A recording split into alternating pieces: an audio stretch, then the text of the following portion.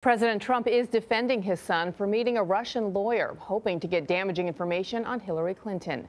Donald Trump Jr. has been widely criticized after he released emails showing how an acquaintance set up the meeting last year. He says it produced nothing. President Trump told the Reuters news agency, quote, "I think many people would have held that meeting." And he said he didn't know about it until just a few days ago. USA Today's Washington bureau chief Susan Page is with us. She is covering her 6th presidential administration. Good morning. Good morning.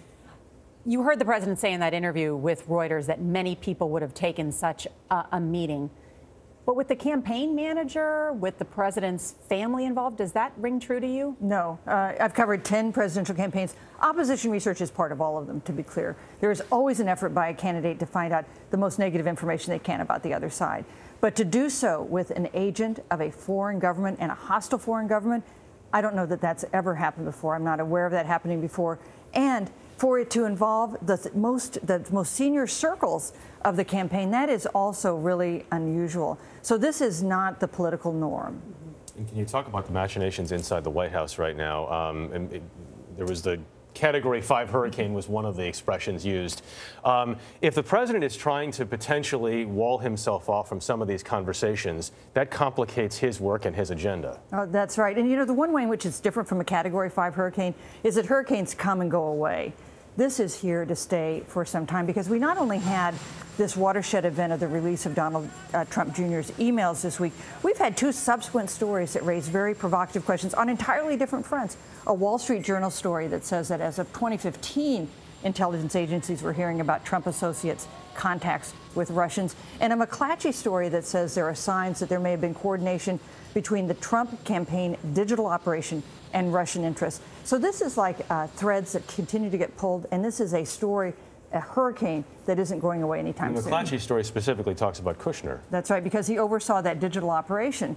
And of course, one reason to particularly watch Jared Kushner in these stories, also a figure in the Donald Trump email stories because he attended that meeting, is that he's actually a senior White House advisor. He's someone who's working at the White House now. That raises some additional questions. So many questions about his security clearance. A member of the Senate Intelligence Committee said yesterday he knew about these emails and that the committee knew about these emails from the Russians back in April. How concerned is the White House that there are more shoes to drop that we don't know yet? Yes, well, the president said in his interview with Reuters yesterday, indicating that this is continued to call it a hoax. I think that's hard to do in the wake of these emails, and that he hopes the worst is over. I think he's told some associates that.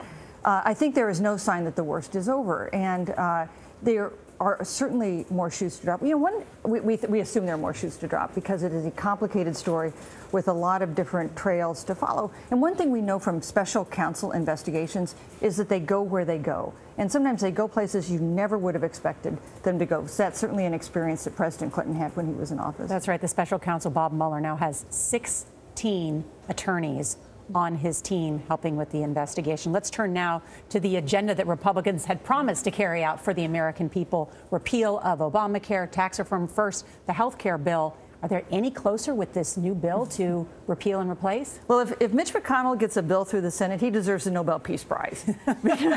Because there is such a divide between conservatives who say this bill does not go far enough to repeal the Affordable Care Act, and from more moderate Republicans who are very concerned, particularly about the deep cuts in Medicaid spending. So it is hard to imagine how he gets a bill through the Senate. But I think his calculation is, even if they lose, they need to show voters who they have promised for 7 years to repeal and replace Obamacare that they tried to do so.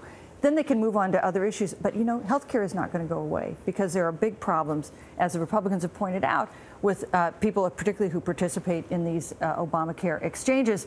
So Congress will have to come back to this, but I think Mitch McConnell calculates they need to get this off their plate if they're going to deal with raising the debt limit, with funding the government, with cutting taxes, with anything else. Yeah. Susan Page, always great to have you here, and thank you for completing the primary color.